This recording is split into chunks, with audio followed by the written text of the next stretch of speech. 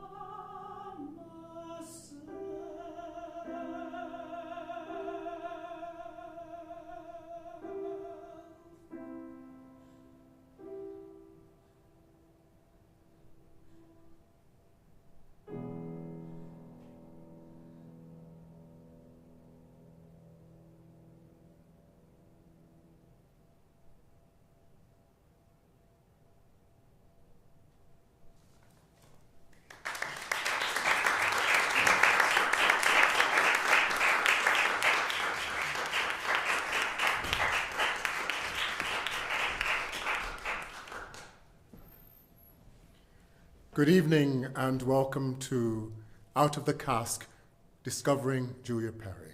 That was soprano Nadine Benjamin, MBE, and Rachel Fright on the piano. Thank you very much. Whenever I need something set up, I get Nadine to come in and do it for me. I know she'll be there for me. Thank you, Nadine. So tonight, we're here to discover a composer from the mid-20th century, an African-American woman composer from the mid-20th century, though she never would have thought of herself as an African-American woman composer, but just a composer. So that shows you the confidence of this woman. You can see it in her eyes. And in every picture you see of her, she's very direct. She was witty, she was smart, she spoke Italian fluently. She was a wonderful woman in so many ways. She came from a privileged African-American background in Lexington, Kentucky, and later moved to Akron, Ohio. She went on to Westminster Choir College, one of the best institutions in the US, and then on to Tanglewood, where she studied with Luigi Dalla Piccola. She studied with Nadia Boulanger, one of the most formidable teachers of the 20th century. If you look for composers, you'll see Nadia Boulanger's name attached to it, practically every composer, even Quincy Jones. She won the Prix Fontainebleau for her viola sonata, which was played at Fontainebleau. She won 2 Guggenheim Fellowships. She was contracted to do a U.S. Information Service tour of recitals, concerts, and lectures in Europe, and she stayed in Europe for nearly 5.5 years. And then she came back to the States and experienced a social and civil disorder in the States, and probably started to experience some illness in the 60s. She was published just after she left graduate school. But in the 60s, these publications stopped. She had things performed. She continued to win awards, but no publications. And in the 1970s, she suffered a series of strokes, and debilitating strokes, which made her paralyzed on her right-hand side. She continued to write, even when in hospital. And up until her death, she continued to write. So we have all of this music left by her, some of it unpublished and unperformed. And we're here this week not to tell you what you think about Julia Perry, not to tell you specifically what I think about Julia Perry, but for us as an institution, students, faculty, staff, and invited guests, to explore who Julia Perry was and how she fits into the legacy and the canon of classical music. So with that, I'd like to invite Professor Louise Toppin from the University of Michigan School of Music, Theatre, and Dance to come up. Dr. Samantha Ege from the University of Southampton. Professor Nate Holder, International Chair in Music Education for the Royal Northern College of Music. And Professor Jennie Henley, the Director of Programs at the Royal Northern College of Music, who will be chairing this evening. And by the way, I'm Michael Harper, and I'm a Principal Study Vocal Tutor at the Royal Northern College of Music and a researcher. Welcome to Julia Perry Week.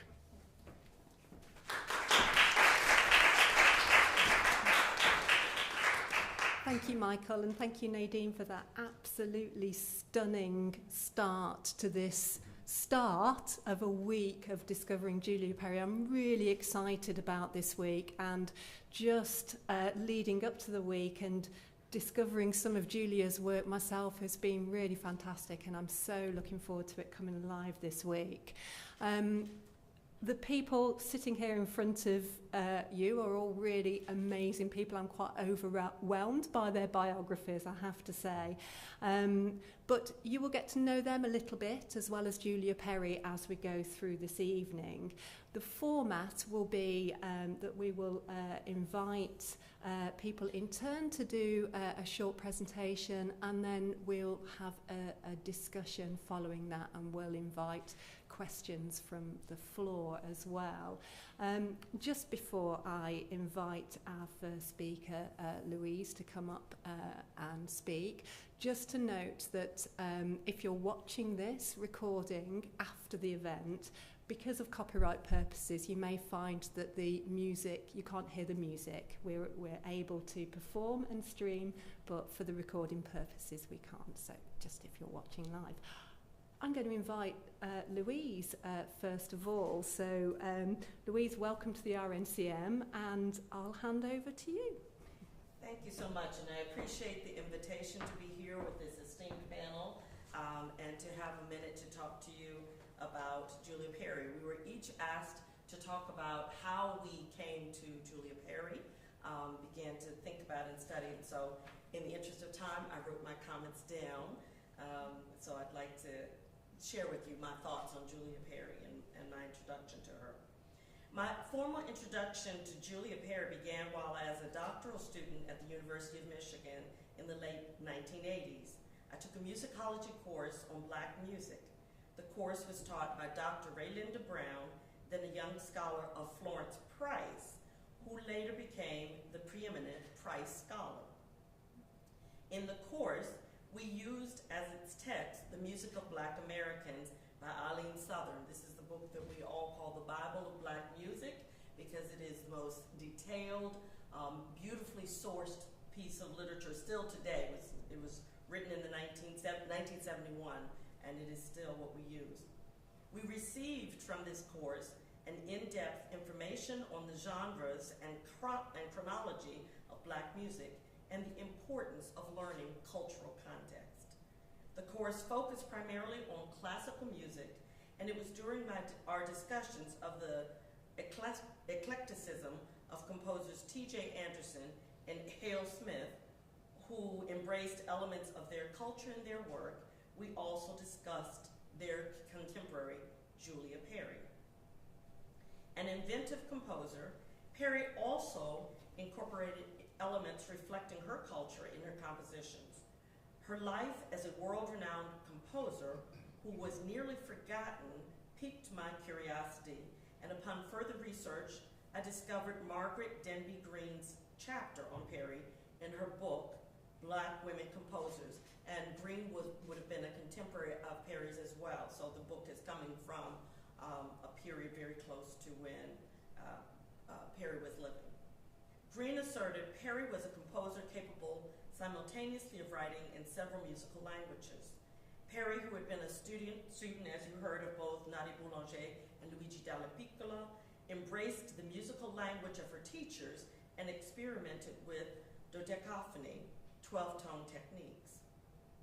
Her 1951 work, Stabat Mater, for example, for contralto and orchestra, was sprinkled with dissonance, while her 1953 piece for unaccompanied mixed choirs, Song of Our Savior, words and text by Perry, she quite often would write her own text, whether in English or in Italian, was written for the Hampton Institute Choir, Hampton, Virginia, and published by Galaxy Music Corporation. This reveals beautiful diatonic writing free of dissonance. Another piece, Six Contrasts for Baritone from 1954, was again written with serial technique in mind, so she kept going back and forth between the musical languages.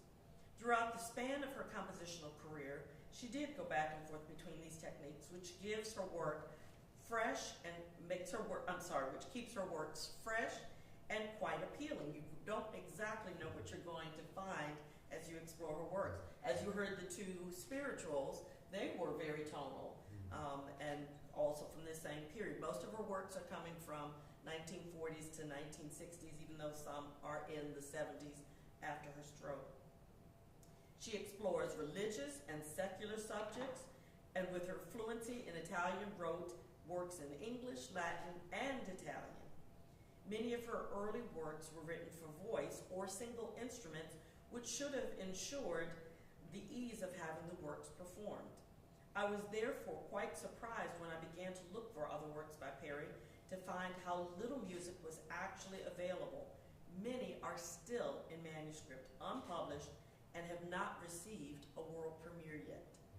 She died in 1979, just as a reminder, and they haven't been premiered yet. A few of her songs were published in her lifetime, primarily by Peer Music Company, and orchestral parts were being rented by Peer and other companies for the bigger pieces. She wrote 12 symphonies, but that is not true of the majority of her output. I did find two lovely recordings of the spirituals, I Am a Poor Little Orphan and Free at Last, on Videmus's recording, Watch and Pray. Videmus is the nonprofit organization founded in 1987 in Boston, Massachusetts, that focused on African-American repertoire, which was quite early in the conversation on African-American music. And they started as a performing ensemble and then moved into recordings, and this is one of their recordings. In 1997, I was asked to take over this nonprofit, and I've remained their leader since 1997. And so I was very proud. I didn't know at that time I would become their leader, but when I found this recording, it was stunning, with Robert Honeysucker singing the baritone and Ruth Hamilton singing I Am a Poor Little Orphan. The music was also printed in an anthology of African-American women composers, edited by the same person who founded Videmus, Vivian Taylor. I also found her Prelude for Piano in an anthology of African-American women composers for piano. That's a one-page work. What I did find more readily available were some scores and recordings of her chamber works, which surprised me. The bigger works, like Homunculus, which we'll hear this week, and her short symphony. In light of her career as a conductor, it makes sense that her symphonic works would become more accessible, as she conducted many of the premieres of her own music during that 5.5-year period that she was here in Europe. Much is still unknown and unresearched about Perry. There is still not a full-length biography of her life, although I keep nudging all the musicologists I know. We're working on it. We're working on it. But that is one of the things that sort of defines a composer when you don't see a complete biography of them. It took until Raylinda Brown's book on Florence Price came out in 2022, right? And it was released posthumously. She had already passed before, but she'd spent her entire life working on this, and it is the definitive book on Price. So I'm very excited. I hope in my lifetime I see the book on Perry. There are longer articles that are now appearing in books such as the International Dictionary of Black Composers and other select publications. The path to finding and presenting her music has been difficult, partially due to copyright, which I'm sure at some point we'll talk about. At least this week for certain we're going to talk about it. But I believe it is important to recover her music and shine a spotlight on the life and career of this incredible composer. In the words of Denby Green at the end of her chapter, Perry used the Black idiom, traditional European practices, and 20th century methods to create an eclectic style. This is her major contribution to the music of America. Thank you.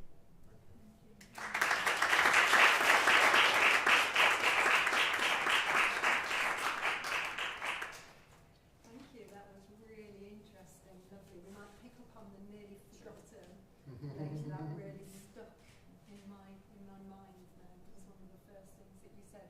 Wonderful. Samantha, I'd like to invite you to share your thoughts with us next. Thank you, and good evening, everyone.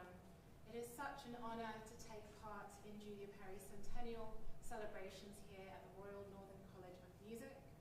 There is a long history of Black concert artists and composers from the United States who were welcomed in the UK and wider Europe and were able to chart new destinies beyond the strictures of Jim Crow segregation. For examples, one only has to look to Kira Thurman's latest book titled Singing Like Germans, Black Musicians in the Land of Bach, Beethoven and Brahms. Julia Perry spent a great deal of time in Europe studying in Austria, France and Italy, and she was greatly at home in the latter. In a profile of Perry's life and music, the late Helen Walker Hill writes, quote, "Well-read and intellectual, Perry spoke perfect Italian and was verbal and articulate, conveying complex ideas without talking down. She was affectionate, humorous, and made others feel important. People were fond of her and respective, and she was called Maestra by everyone," end quote. Maestra even came to the UK for conducting engagements with the BBC Symphony Orchestra in London and the International Orchestral Conducting Competition in Liverpool. And so with this event, we deepen those transatlantic connections as they pertain to Perry's posthumous legacy. Through this week of performances and talks, we see that Perry's influence very much continues to resound across the pond and in our present. In many ways, this week is about exploring the genius of Julia Perry. However, as Farah Jasmine Griffin, a scholar of African American studies, reminds us, quote, "Musicians are part of the political and cultural ethos of their time. To claim that they as individuals transcend it is nonsensical. They are also artists. The best of them are on a constant quest to refine their craft, create meaning and beauty, and communicate to those willing to listen, read, or see. If they are successful, the art forms they create will be part and parcel of the times in which they live, and also contain an element of universality that speaks to generations and cultures beyond their immediate context," end quote. How does universality manifest in Perry's creative voice? Well, Perry is a storyteller and a world builder, And this is what drew me to her concerto for piano and orchestra in 2 uninterrupted speeds, completed in 1969.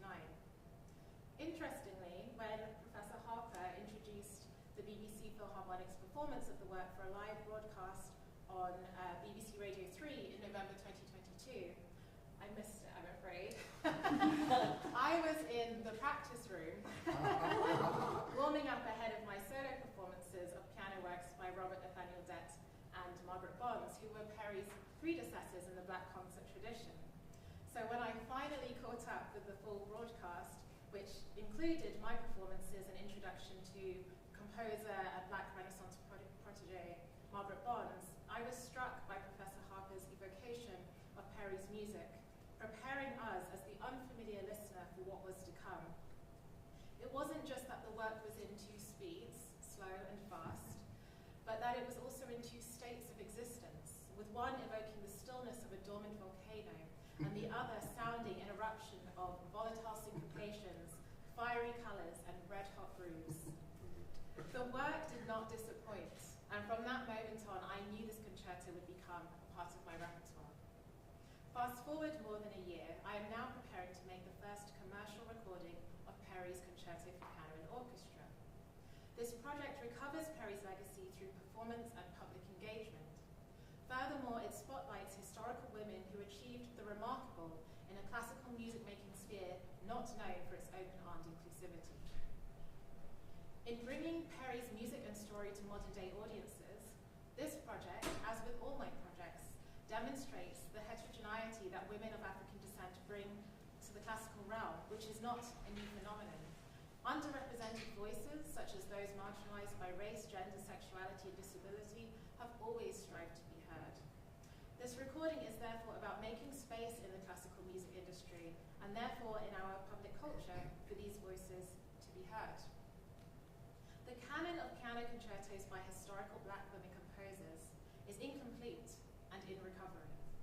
When we speak of firsts, the first black woman to write a concerto or a symphony or an opera for that matter, we can never be sure if this is where the story begins or if this is where the story picks up, building on a longer and deeper creative genealogy of black women's symphonic lives. To acknowledge that we might not know where this story begins is to also acknowledge that we do not know where it ends. And as a musicologist who happens to play the piano, it is this incompleteness and this capacity for recovery that compels my work. In my article titled The Art of the Black Feminist Scholar Performer, which was recently published in the peer-reviewed American Music Journal, I begin by quoting the musicologist Eileen M. Hayes, who says, quote, "It might be argued that the history of Western art music would look very different if the literature theorized black feminisms," end quote. I then go on to write that the art of the black feminist scholar performer encompasses the conviction that there is a history of classical music, i.e. Western art music, to be told from a black woman's vantage point and the subsequent dialogue between research and repertoire. In my article, I relate this scholarship on African American women's contributions to classical music in the era of the Black Chicago Renaissance, which unfolded through the first half of the 20th century. Such works bring forth names like Helen Hagen and Florence Price, and themes of sisterhood and community. I argue that not only does the history of Western art music look different from this vantage point, but as a concert pianist who seeks to bring this era of music making to life and put black feminisms into performance practice, I find the history sounds very different too. Although I do not hear themes of sisterhood and community along similar lines in Julia Perry's work, I certainly hear the art and magic of black women's world making. Perry is not simply a composer of musical sound, but a creator of her own sonic cosmos. Her sound is highly spectral and spatial. She plays with light and color, with dissonances that bring out the contrasting shades of the other. And note how her piano concerto is not in 2 movements, but in 2 speeds, as if she's playing with space-time. That we are only just beginning to grasp Perry's impact on the postmodern musical landscape of her United States and adopted Europe, nearly half a century after her death, is less evidence of any inadequacy on her part, for she was highly celebrated at the height of her career.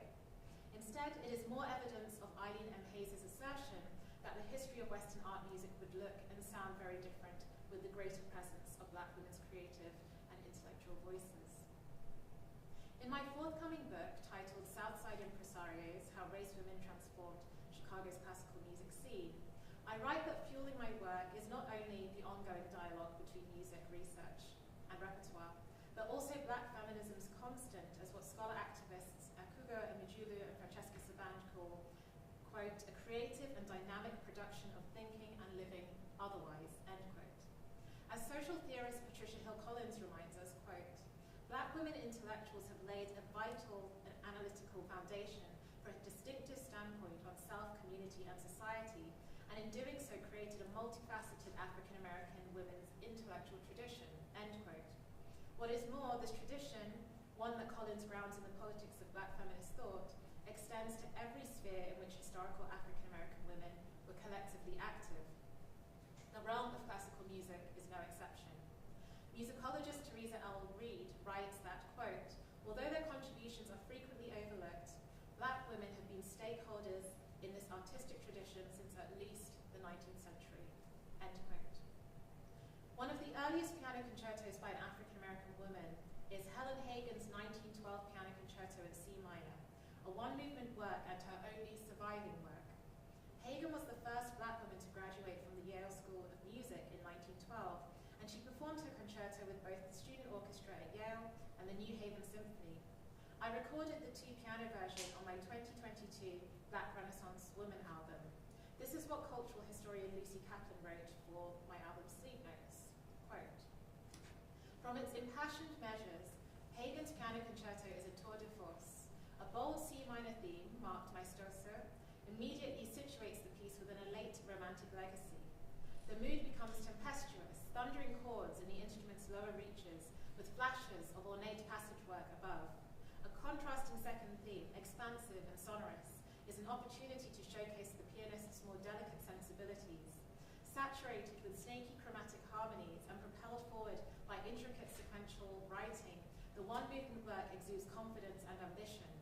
Hagen composed the concerto in 1912 and performed it as a soloist with the New Haven Symphony Orchestra that year.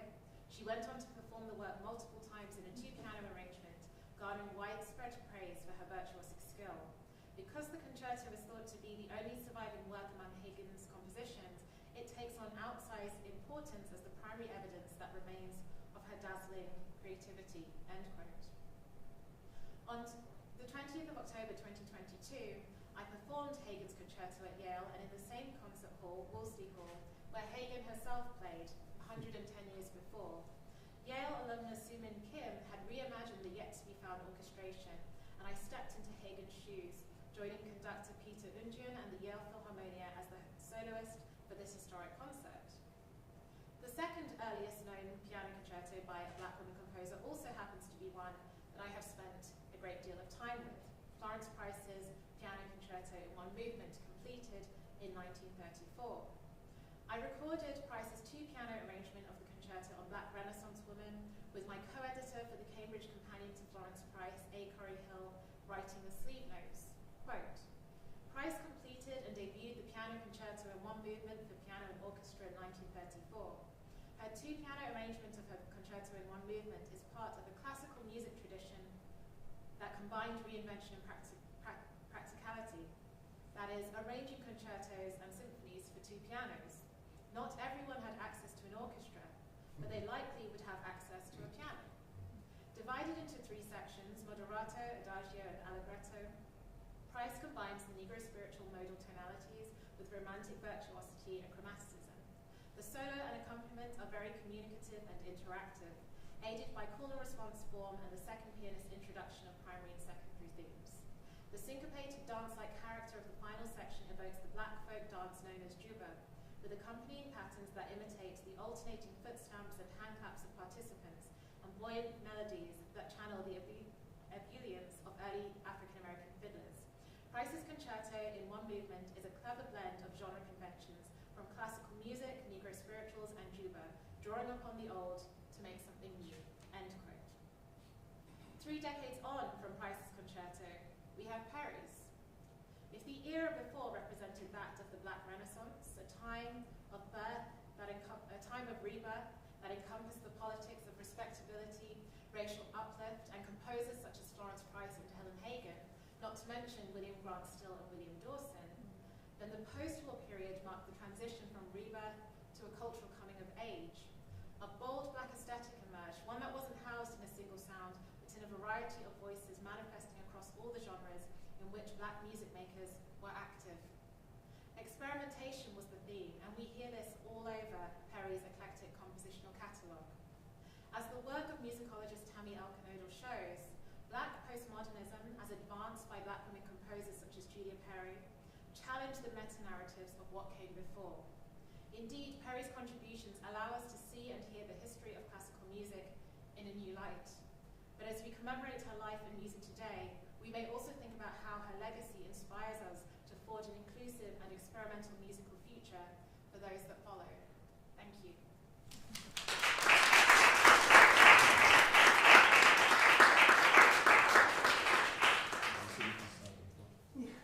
So we can start the discussion.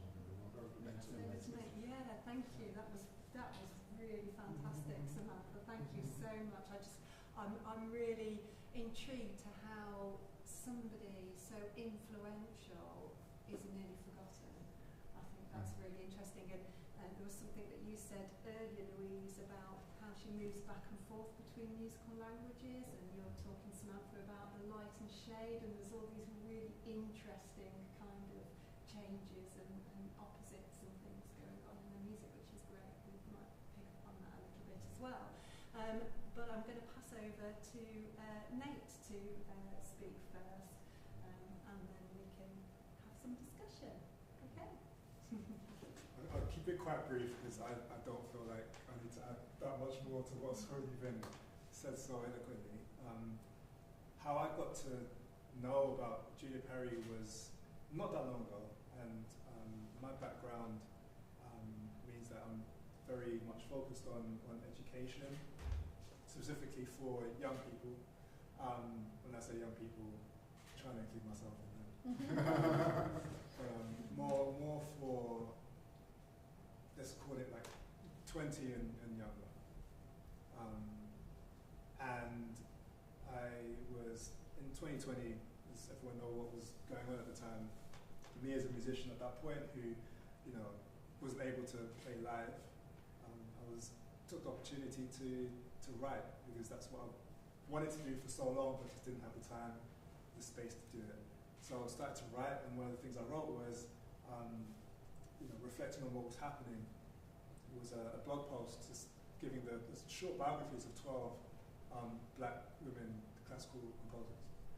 And to my surprise, that blog post took off, and a lot of people were sharing it and everything. And it got me thinking. I didn't realize, for one, I didn't know many of these women before I kind of embarked on this research. But what it showed me was that there was an appetite from people at that point in time, anyway, and that's probably another discussion, to learn more. And so I turned that blog post, and funnily enough, actually, I did one on 12 men composers too. That one didn't do as well. Interesting enough. And I think for a couple of reasons. But I ended up turning that into that blog post into a book, specifically for younger audiences. Because my philosophy is most of the time anyway, is that as adults, I think most of us, we're already set in our ways. We know what we like, we know what we don't like. But it's the younger generation that can be inspired and need to be inspired and need to know about what these amazing women have done. And so my encounter with Julia Perry was in that context of finding out about some of these incredible women who have made music in a kind of classical style, or various classical styles, I should say. One of the interesting things I found about doing that research, and I think you alluded to it in different ways, is just the ability to kind of move between different things and different themes. And one of the things that I'm really interested in is how to talk about black women composers. Because in my opinion anyway, the approaches should be different to how you talk about other composers that we all probably grown up studying and are familiar with. One of the things that really struck me, again, maybe coming from my own perspective and my own experiences is the spirituality that a lot of these women either touch on. Sometimes some of the music and all of it, and some, for much of their music is based around spiritualism. That really struck me, again, thinking about how to talk about these women, not being a black woman myself. How do I wrestle with ideas of feminism? How do I wrestle with ideas of what it is to be a musician, a classical composer, understanding that there are certain composers whose music has been recorded and performed for hundreds of years, whereas some composers whose works, like we said, never have been. Why is that? Right? Asking those questions and getting young people to think about those questions and ask themselves, well, we have opportunities now, right? Now that we know this, we have opportunities. We could go and repeat what's been done, or we could dive into this relatively, in that way, new material with different understandings of what it is to be a human being living in a certain space, living at a certain time, performing music and playing music that, for many people, even now, will still look as inferior without saying as such. And so I think, listening to what has already been said and even just looking at this photo, it's really difficult, I think, to put it into words. I think the deeper I think about things and listen, the depth of not just what these women had to go through, but what they achieved and were not recognized for in many ways, is really, I think, sobering for me.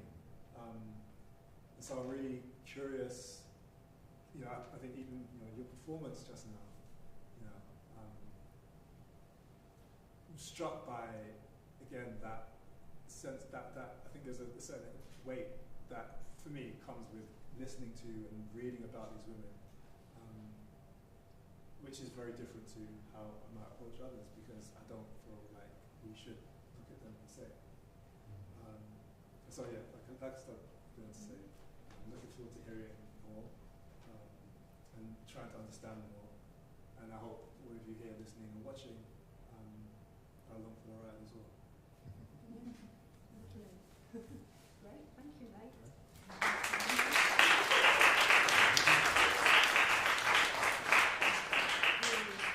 Some really interesting themes that you're raising there as well. We've got lots and lots to draw on. What I want to do actually before we sort of start the discussion is invite Nadine first of all, and then Michael to just reflect on what you've heard from Louise, Samantha and Nate, and then we can pick up some of those themes. Is that okay? I'll just go because of that. But I think the biggest thing that I pick up from everybody that's spoken is the importance of research and why it's so important. You can think about research in so many ways, but actually it's a carrier of the message. And I personally would not have known about half of the composers that I now sing from African heritage if it hadn't been for Professor Michael Harper, actually. And it was from a sense of he and I having a conversation about the works that I sing, because I'm kind of obsessed with Verdi. This is my thing. But then sitting and having discussions about my own experience as an operatic soprano in the world and in the canon and in the industry, and then Michael saying to me, well, this is how other people's experiences were who were composers, and it just didn't dawn on me, that there were people of African heritage that had written all this great work. It just hadn't. I'm brought up in the UK. That's not what's taught. And the first thing I most probably had was Vivaldi.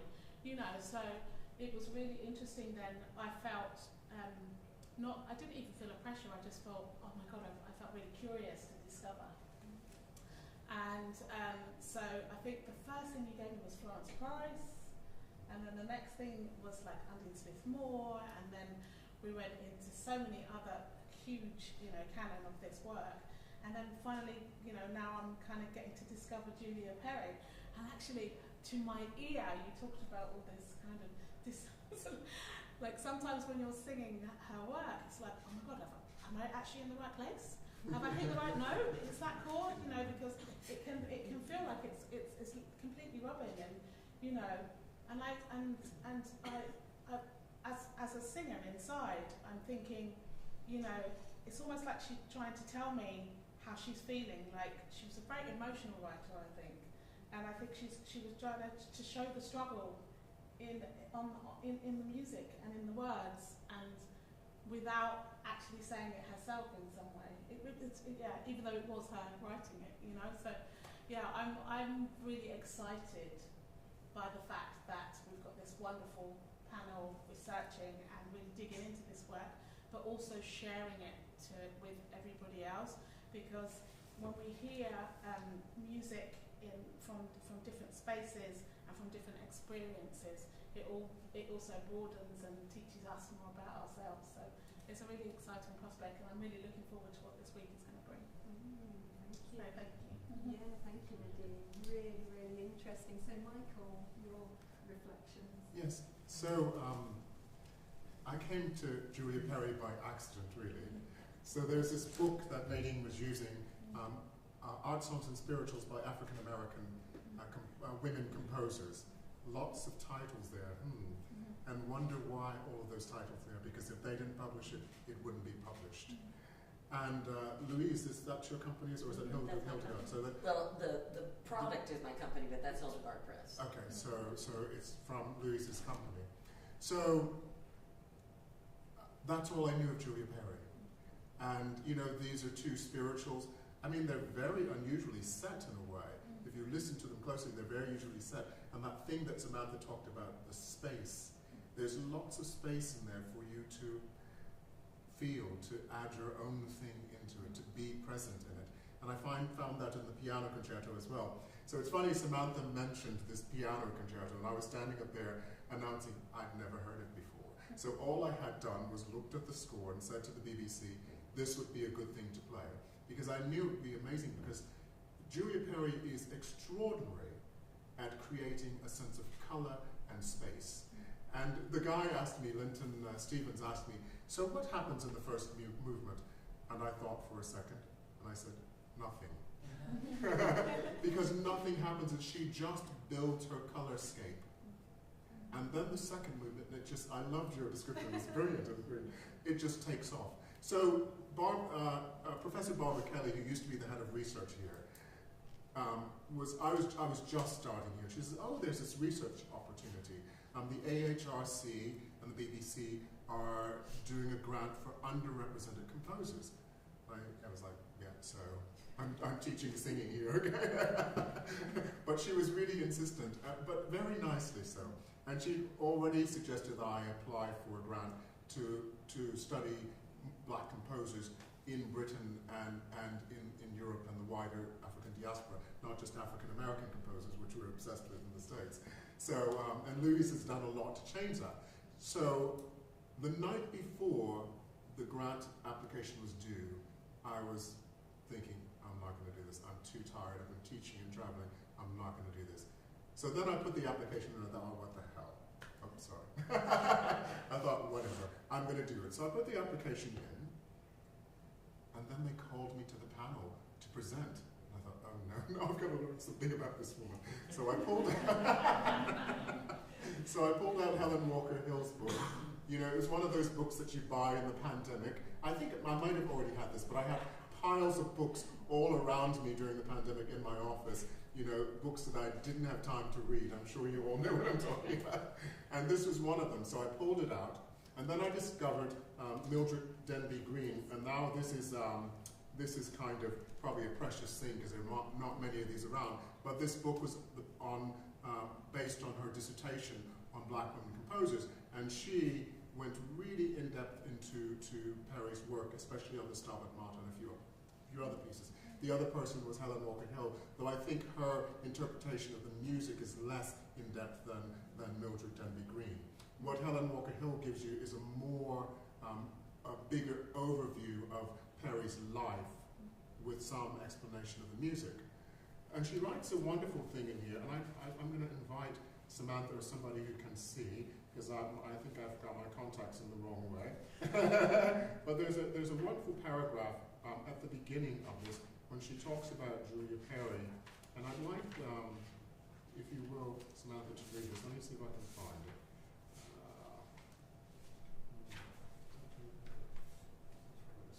It's just here.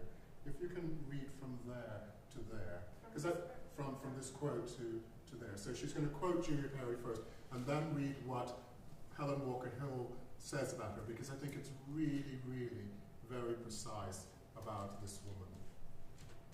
So in the words of Julia Perry, music is an all-embracing universal language. Music has a unifying effect on the peoples of the world because they all understand and love it. In music, they find a common meeting ground. And when they find themselves enjoying and loving the same music, they find themselves loving one another. Music has a great role to play in establishing the brotherhood of man. So then Helen Walker Hill writes, the brotherhood of man was still a dream in the United States when Julia Perry made this statement in 1949. Her remarkable career began before the civil rights era, while de facto segregation was still the norm in the North as well as the law in the South, and black performers had difficulty gaining access to opera houses or concert stages. At mid-century, she was acknowledged as one of a handful of significant American composers, whether black or female, whose music was not only performed frequently in Europe and the United States, but also was published and recorded. She drew on the strengths and musical traditions of her African-American heritage, competed successfully in the white mainstream musical world, and gained an international reputation as a composer of undisputed talent and skill in an eclectic 20th century musical language. This achievement was not only impressive, but also subversive, a challenge to the status quo without being intentionally political. So I think that's really brilliantly written, and I can't possibly match the eloquence and erudition from this panel, but because, I don't think of myself as, an academic, but a person who's curious about things. And so when I become curious about things, then I start to stir. And I stir the pot until it starts cooking.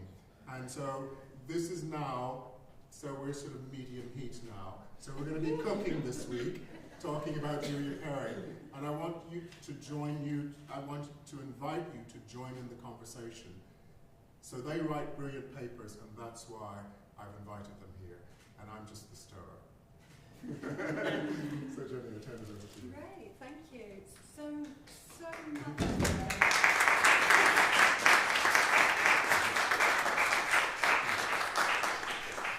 There's just so much here to think about. There's the music, there's the woman, there's the political context, there's how somebody achieved so much within a context that was probably stacked right against her.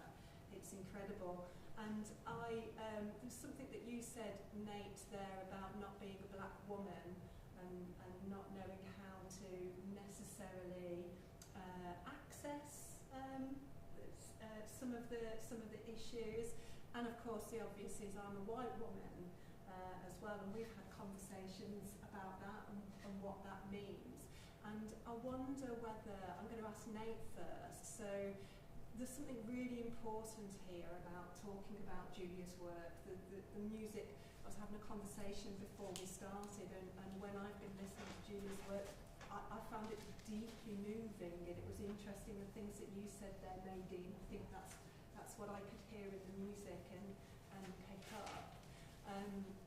But I wonder, just to sort of start with and just think about some of the issues that it raises for us, to think, well, I'm thinking, why have I never heard of this woman before? Why had I never heard of her before Michael started talking to Wiebke, who then put it together? So, Nate, I'm going to ask you first. So, what's your feelings on this? We've got this amazing panel, and here's me chairing it. What are your thoughts on that? I think it's important that we all. I think really and truly, I think it's easy to walk through life, and I think these things speak to life as opposed to just music, right? I think it's easy to walk through life in your own space, not really and truly interacting with people who are not the same as you. I think it's very easy to do that. And I think in exploring someone like Julia Perry and other black women, I think it doesn't have to. I think for me anyway, it forces me to think about the experience in a totally different way. In a transformative way, I think. Because it's not just about the person, it's about the experience, it's about understanding, you said black feminisms, right? It's all of that. It's not just us black women, she went through this, great. I think it has to be more than that. And so I don't have like a succinct answer for you, like, you know, as in like how to really articulate this outside of, you know, knowing my own positionality, right? But I think it's incredibly important that this music, that you can kind of look at it both ways, two ways. One way for us to understand and to transform our minds to be able to see things from different angles, but also letting the music speak to us at the same time, and letting that transform us in a different way, right?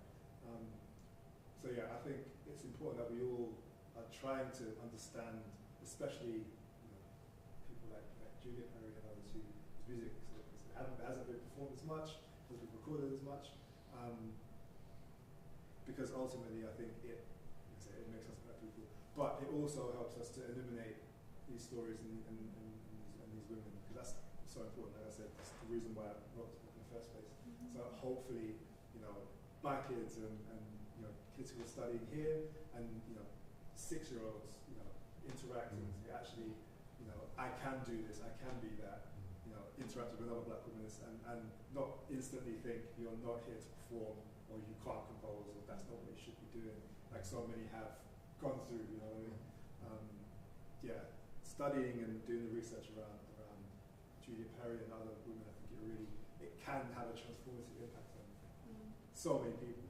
It's just, you know, it's easy to, like I said, to just go through life and never interacting with her music or anyone else's, well, apart from Florence Price's music now, I guess. But, you know, it's very easy to do that. But yeah, so that's why I think I'm using this research. It's really, really important. Yeah. Only room for one in the room. So if you've But got that has been a real thing for so long. one black woman composer is enough, and so Florence Price has played everyone, and I'm sure that's great for you, Samantha. But you know, just having more and realizing that there's a, you know, there's a smorgasbord of composers out there. You know, I remember my boss said when someone sang,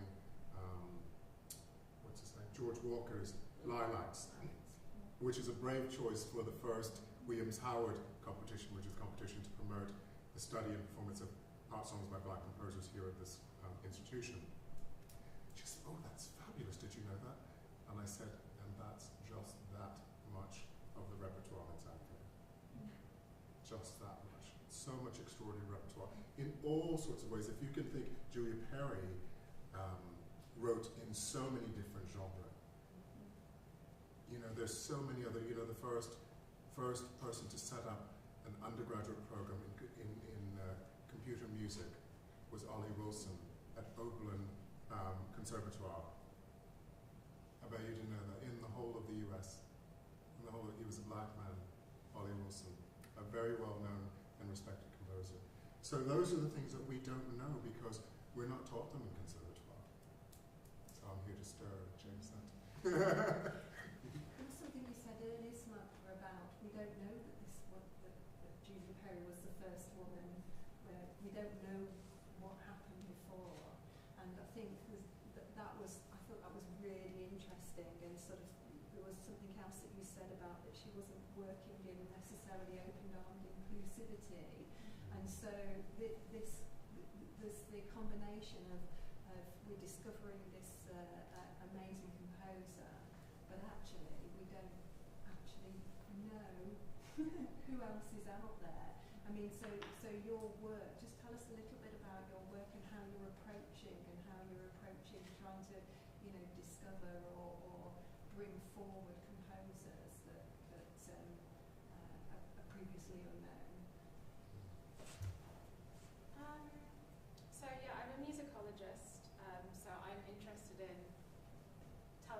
stories through the history of music, and my performances are an extension of that storytelling.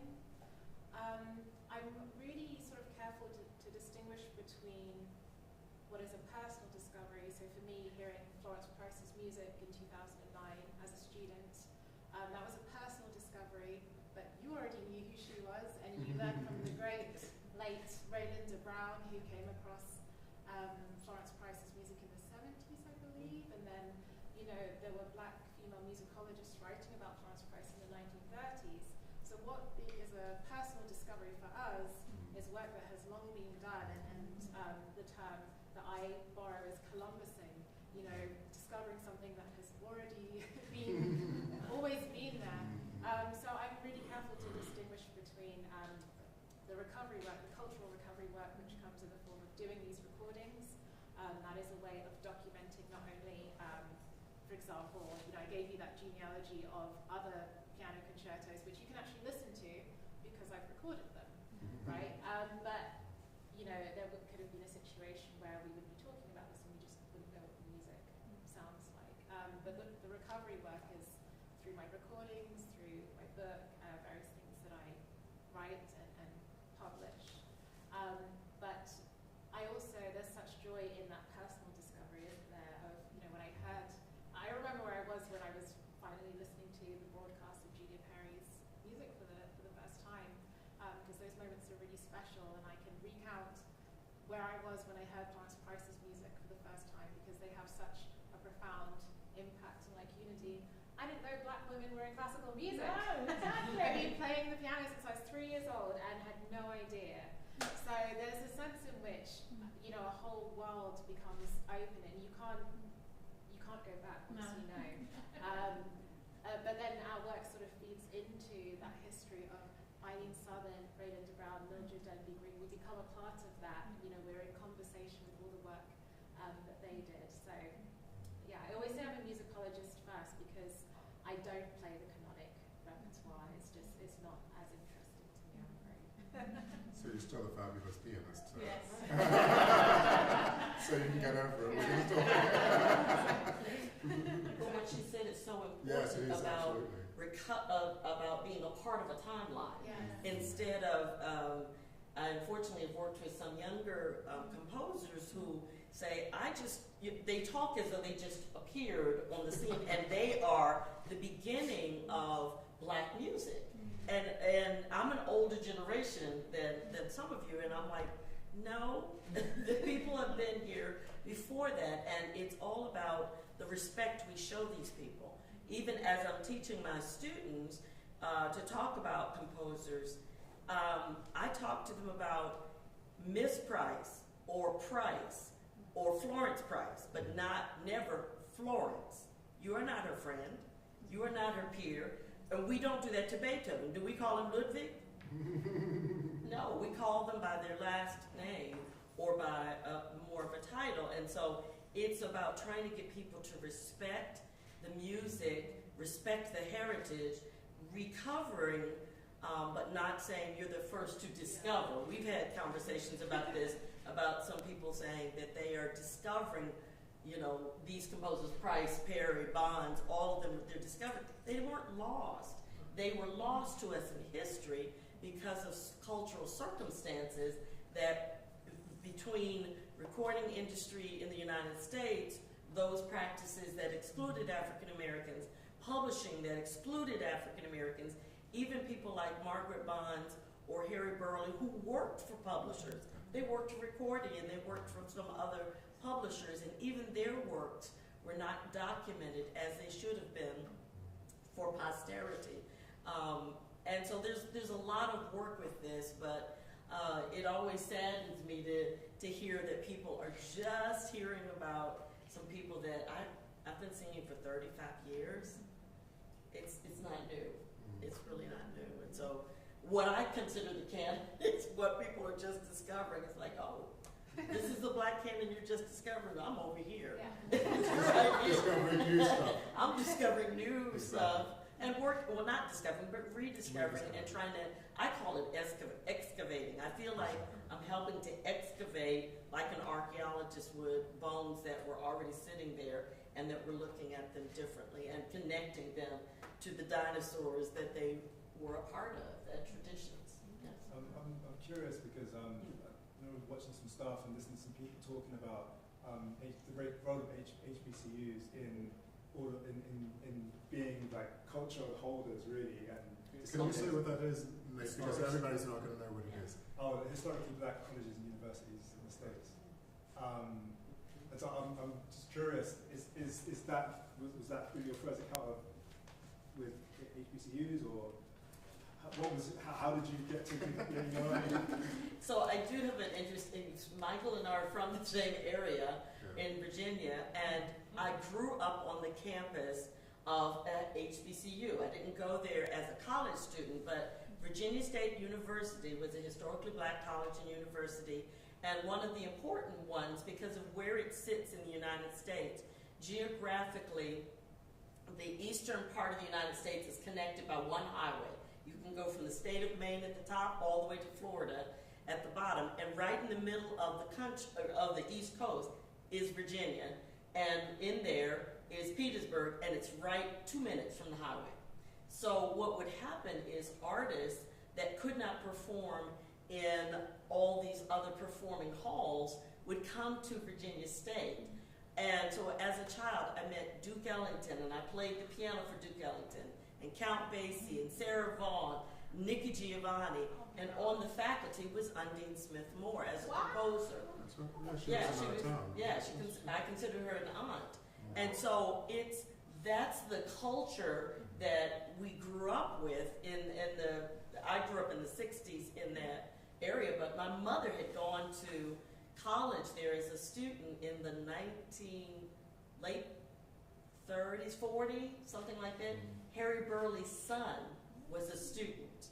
So, I have been able to hear a history of the generation even before, and Harry Burleigh is the first person who is setting spirituals in an art song format and wrote hundreds of art songs that people aren't celebrating. I just published a book on Harry Burleigh's songs. I just published 47 of his art songs. They're amazing. They're just so beautiful. oh my God, So part of, so Louise and I she says she grew up in Ettrick and I grew up in Petersburg. It's true. That's totally but we were just a little bit more elevated. We actually had the same zip code. That was the funny thing is or we were up on a hill. They were up on a hill. And they were on the valley. It's where they. Yes, it's one of the oldest black independent communities in the States. Yes. And even before the Civil War, people think that everyone was enslaved, but there was a third of the black community in Petersburg that was free, were free people. And it's always been a very, very strong community, very sort of has its own mind, doesn't it?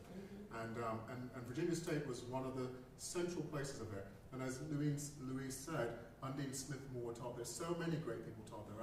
I met Count Basie there, You met all of these extraordinary people because this was a hub for music, and Hampton Institute was just down the road. And Hampton Institute, where all of the great spirituals and things came from. Which I mentioned. Julia Perry wrote a piece for Hampton That's right, Institute. where she taught for a year. So the connections are all there, and we grew up in this rich, in this rich place. But when you're little, you don't know that it's rich. You're just, adults are annoying, But Undine Smith Moore, who was, she was a formidable lady, wasn't she? But really lovely in a way. She wanted things a certain way, and you learned some pieces from hers, didn't you? Oh yeah, I premiered some stuff with her working with me. But answering the rest of his question is, she also founded a black music center at the university, which was unusual in the 1970s. And she founded it because she said, I want to make sure that black music is preserved here on the campus. And so as she taught music theory, as Florence Price had the generation before, they used their own compositions to have as analysis in their theory classes. The very thing that after 2020 people tried to say, how do we teach black music and theory and musicology? And they had a model from these generation before that were introducing Beethoven and Nathaniel Dett in the same conversation. If I want to show this harmony, why can't I use a piece by Nathaniel Dett? I don't have to wait till I find something else. And so HBCUs have been a hub for preserving some of the music. Unfortunately, the archives at these universities are quite often not up to snuff to preserve it for the long time. So even Undine Smith Moore's papers are not at Virginia State. They were sent to Emory University, which is in Atlanta. So it's 6 hours away from where she lived, worked, spent her whole life. But that was a place that had an archives that can preserve it into the future. Unfortunately, many others, and that's why I'm calling it excavating, because many others have ended up in people's attics and people's basements. And so the whole process, and I'll talk a little bit to this, I guess, to the graduate class on Wednesday, is that the whole process is unlike the way that we think of finding and recovering music. There is a lot of relationship building that has to happen before you can even start the process. Yes. And the gems that I had, when I published my anthology of Margaret Bond's, it has taken me 30 years to collect 45 songs that were published in the anthology. And it's just so much extra work, whereas I could have taken some of the other American composers or other countries and said, here, I'm going to just do these and go. It would have taken me a year. It's taken me years and years. And to bring that back to Perry, when I wanted to do this, I said to my friend Lisa Edwards Burrs in Virginia, who also grew up, and Willis Patterson, who wrote the first anthology of art songs by Black American composers, was one of your teachers, I take it. And he didn't teach you, but he was at Michigan. He was at Virginia State. He was at Virginia State. He was at the same He place. conducted the choir at Louise's church, and he was the first alpha soul. He was in Humanities, Amal in the Night Visitors on the NBC telecast. Yes, but he had the audacity. This is what I love about that them story. He called them. He said they were having a white man in blackface to sing the Black King, That's right. Balthazar, on television, and for several years. And Patterson, who was a colleague of my parents at Virginia State, was angry and called the television station and said, "Why aren't you using the Black King?" And they said, "What are you talking about?" And so they did open auditions because he sent them a letter. I said, who has the audacity to send a letter back in the 1960s? Well, they asked him, so And do you want to audition? Yeah, they asked him to audition. And then he had to go, he had to turn up. So I remember turning on the TV That's as right. a child, and there he was, the person I had just seen do it in person at the university. Yeah. So, I mean, it's interesting to bring it back to Perry. We were talking about, what were you talking about before, Willis Patterson, about? The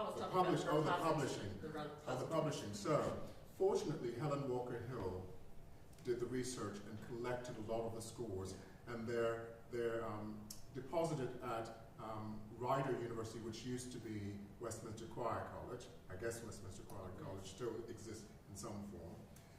And but the main repositories are at University of Colorado at Boulder. And then the other one is at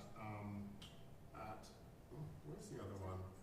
It used to be the Center for Black Music, but that's gone now too. For Black Music Research. That's gone now, but it's Columbia College, and there's a wonderful archivist there called Heidi Marshall, who is really, really helpful in getting a lot of the information from the archives. So she sent me the scores, the digital scores, so that I could peruse the scores, because they basically wouldn't have been available. But because we're in the pandemic, they tried to make concessions and they made them available for us. So she was wonderful. She was really, really helpful and so enthusiastic. You know her as well. So enthusiastic. So without her, we wouldn't have had them, because the University of Colorado at Boulder, everybody was in crisis. Do you remember we were in crisis? How do we get our students to learn during this pandemic when we can't come together and we're making music and saliva is flying everywhere? We can't do that.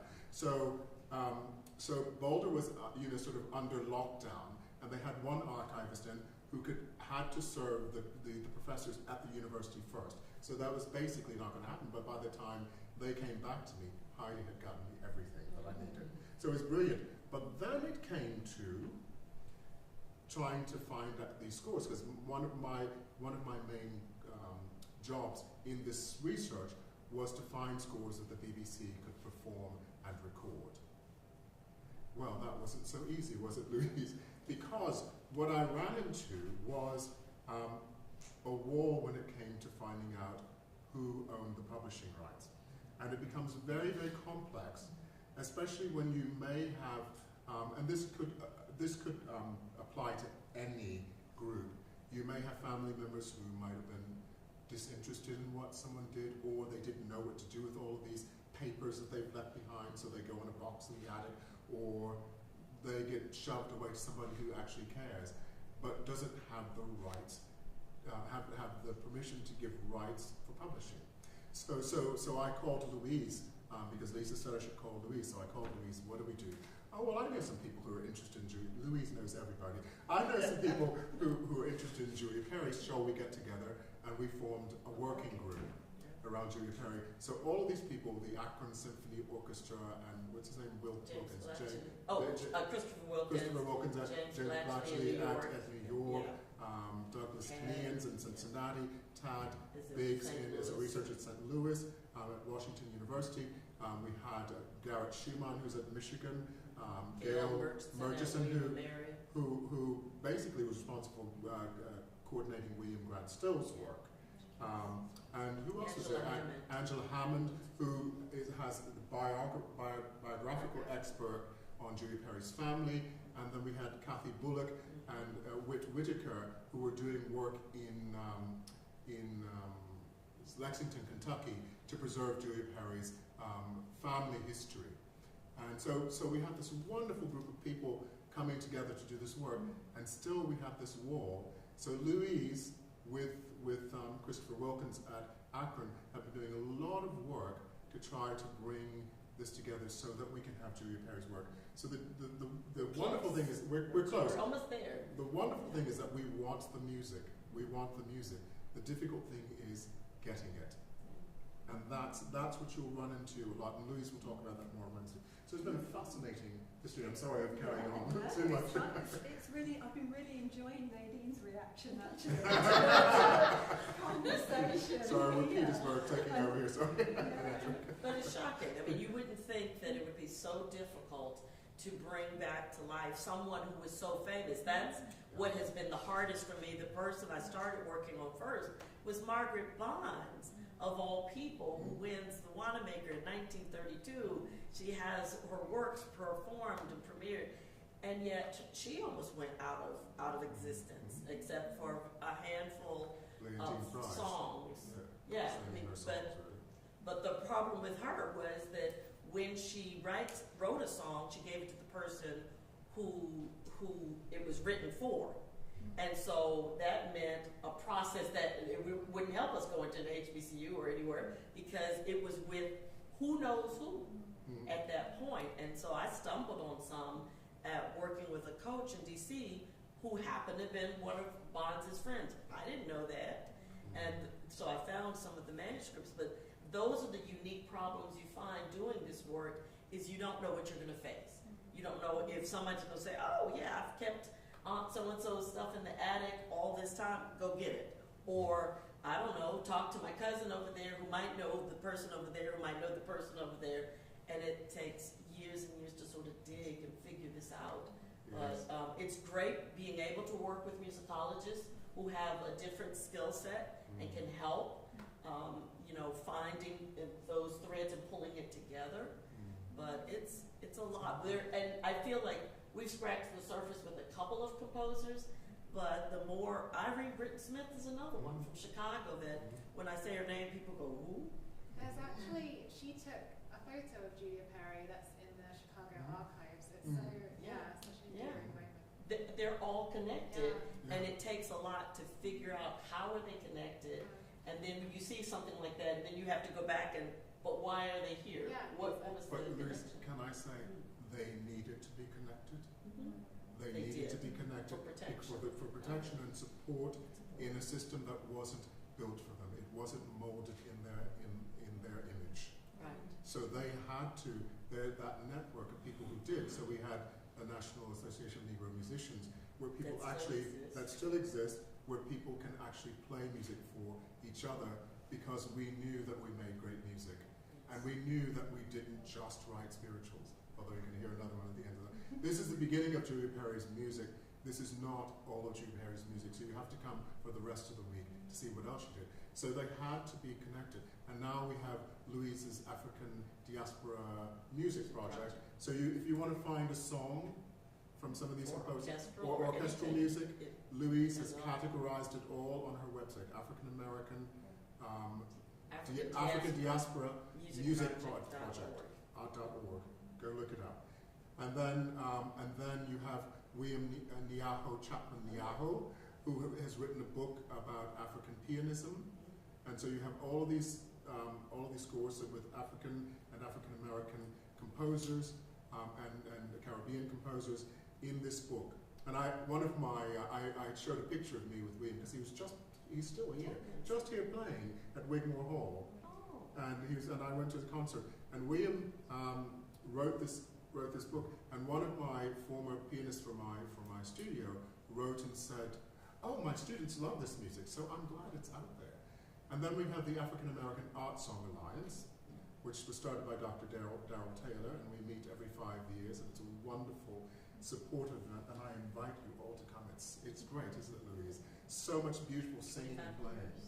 So all of those things are happening to promote this, but still we have the problem of getting Julia Perry published. So we've got to work on that. Well, it's partly because all those things you just said are still, I feel, almost a subculture. Yeah. And so until we are in the mainstream, we're still talking about things that are groups of people, and even though it's an integrated groups of people, NAM, that was founded in 1919, is still predominantly African Americans that show up for their things. And it is, you meet and hear incredible music, but we aren't getting this message into the wider populace, and that's, until we get there, we're going to continue to have exactly what's happening in these small enclaves. That's right. And I was reading. So Anthony Davis said to me, classical music is a racist construct. So Anthony Davis is a famous composer. He just had his Malcolm X premiered at the Met. It wasn't premiered there. It was premiered at New York City Opera, I believe. No, Chicago. Chicago. But then it was done at New York City Opera. And when they decided to do it at New York City Opera, he told me that every major donor pulled their money out. Yeah. Even the ones who said they were going to give money to every production that Beverly Sills put out, they pulled their money out because of the subject matter. So this is what happens. And then if you read how we interpret music based on German music, everything was based on that how do you call it, the Schenkerian analysis. So it doesn't, it considers where we come from the German perspective of looking at music.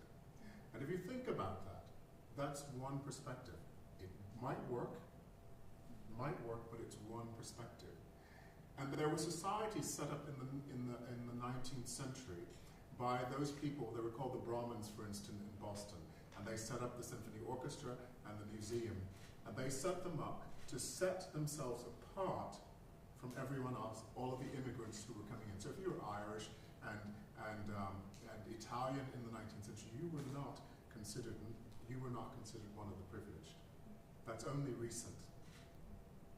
And so if you can imagine, if you were African American and you had been a slave or you had been a servant, you were definitely not going to be in that set. And I would say that attitude carries on even to today. So if you're promoting some of this music, for instance, getting some of Julia Perry's nicer pieces into institutions to be played is okay. But if you put something challenging, whereas if you put Stockhausen there, which is challenging, they play it. But if you put Julia Perry's interesting and more challenging pieces on the stage, like her violin concerto, it's not going to happen. Which has just been recorded. It's just been recorded at the University. It's going to be released March 1st. No, this is James Blackley, EXO lovely guy, Orchestra. Yes. Just Sorry, carrying on. No, it's fine. Yes, so it's just been recorded.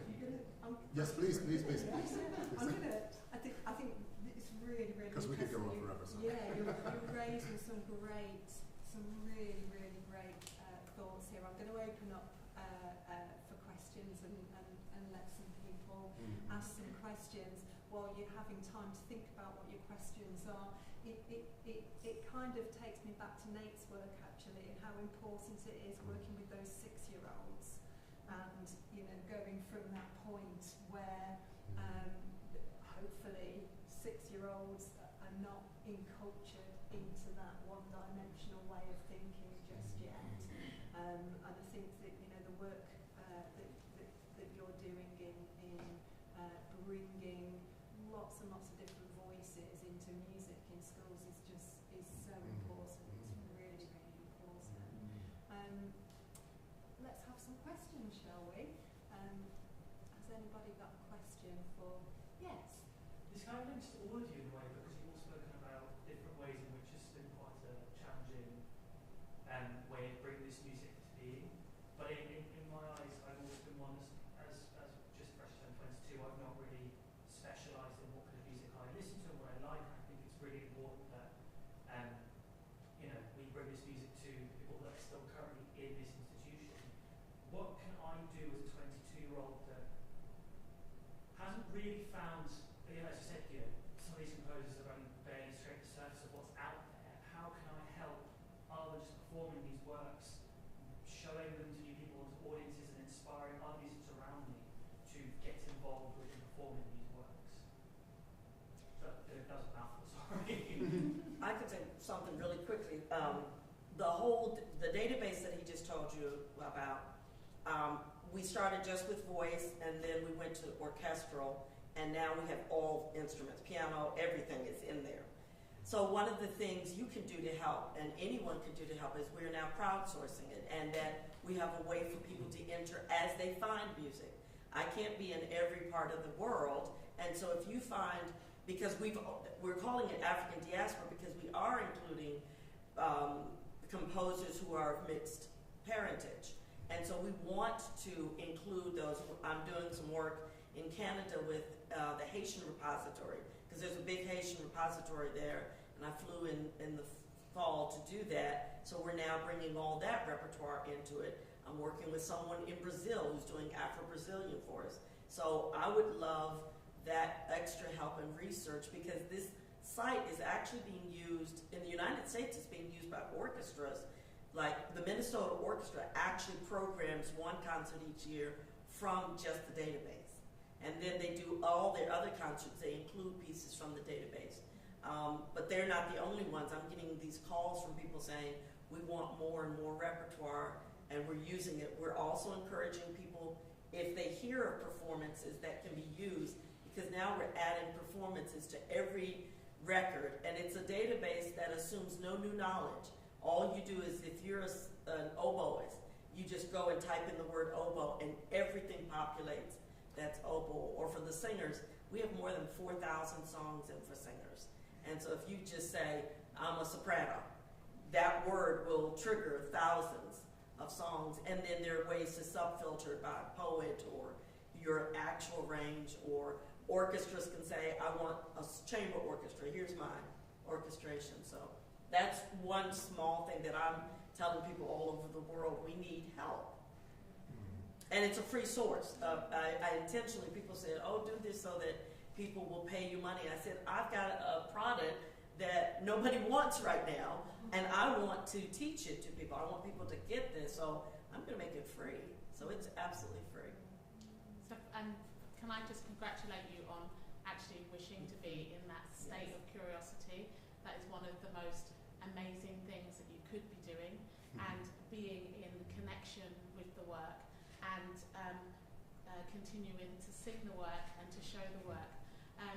One of the ways that, if you wanted to wish to expand that just a little bit, it would be to actually share your experience of how you feel when you sing the work on your social media, blog about it, and give that inspiration so you infect other people. So just continue what you're doing. I celebrate you. I heard George Lewis speak, I can't remember, maybe a year or so ago, and George talked about sonic deprivation. It was really interesting. It really impacted me, actually. I thought, well, of course, we've just got to play lots and lots and lots of different music, and I introduced a strategy into my teaching. I always like to start my classes with some music. And just without comments, I've just played all the music I play at the beginning of my classes are black musicians or black composers, usually females because I am a woman. And just without comment, and I can see one of my students up there smiling and hoping that that's been picked up. But it's just about sharing and getting to know the music and discovering the personal discovery, isn't it? Great, really great question. I was going to say, one of the things I've done here is I've started competition so that students actually have some incentive to learn the music. They win some money at the end. And I did this, I thought you can wait, this was during the pandemic, I had so many mad ideas in the pandemic, I wish I hadn't. but I think this is one of the good ones, is that I set up a competition here called the Williams Howard Competition. It's going to happen on Thursday, and Louise and Nadine will be judges. And it's to promote this music, the art song of these black composers, because I was so impressed and compelled by what I saw in California at Dr. Taylor's African American Art Song Alliance, and how these people were loving this, and what extraordinary music was coming out of there.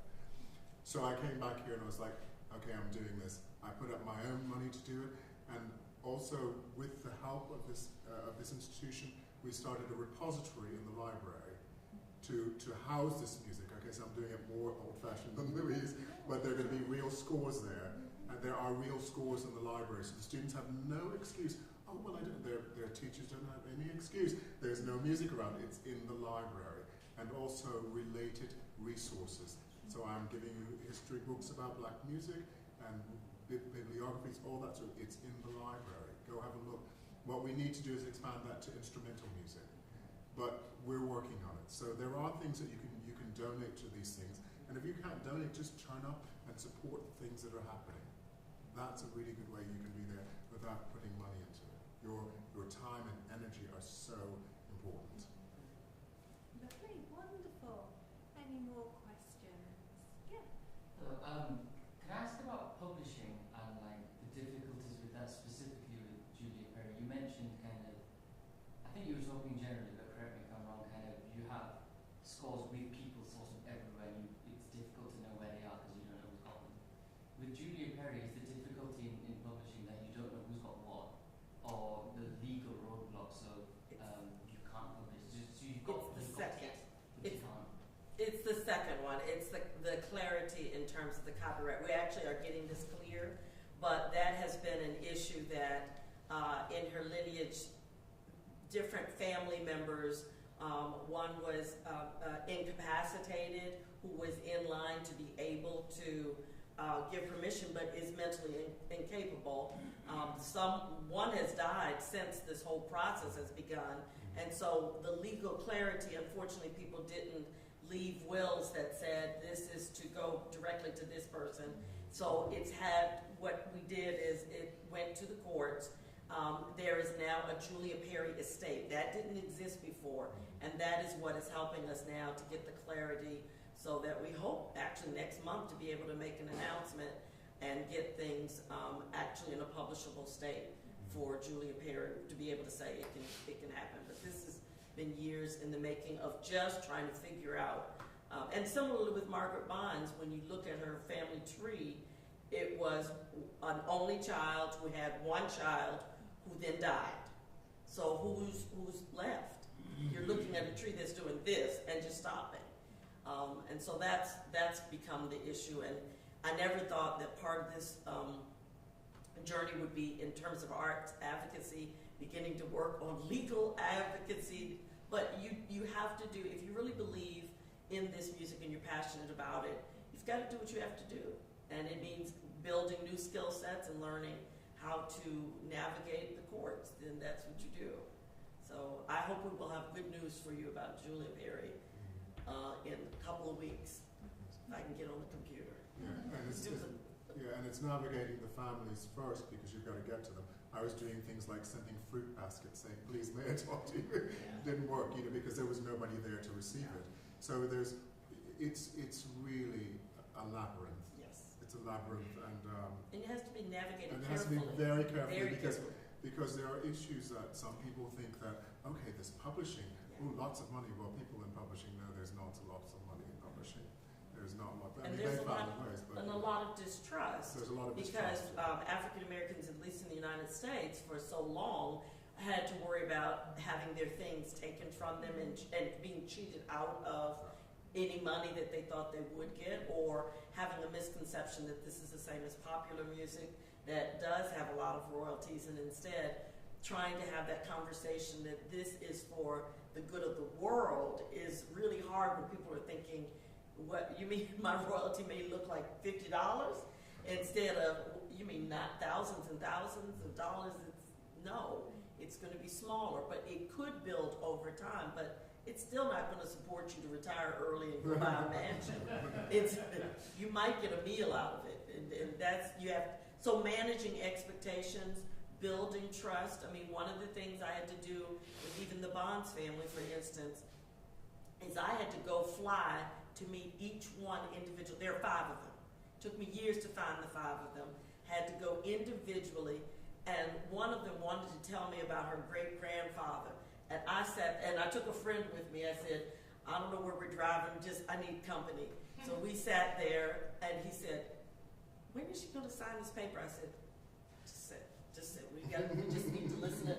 She said, are you going to write a book about my great-grandfather who had nothing to do with Margaret Bonds? But I thought, I'm just going to listen, and I'm going to tell this story to a musicologist or someone else, a historian, who might write this story. I'm not the person to write that story, but it's fascinating, and I was there all day. It was about 8 hours that I just sat there. And my friend said, well, I would have left after the first 10 minutes when I saw this was going south. But at the end of that 8th hour, she said, where's the document you want me to sign? Because we thought she had completely forgotten why we were there. And she said, where's the document? And my friend's eyes got big, and I said, well, by the way, here's the document. And, you know, he said, your patience was incredible. You just kept listening and listening. And he said, you're really listening. You're not just, okay, You're listening, and you're letting her say what she wants to say. And then when her mind came back around to it, that's when we signed. But also, I said that initially, I said, all the proceeds are going to you 100%. And she said, wait, you're not taking a cut? I said, I'm not interested in a cut. I'm interested in Margaret Bond's music being accessed by the world.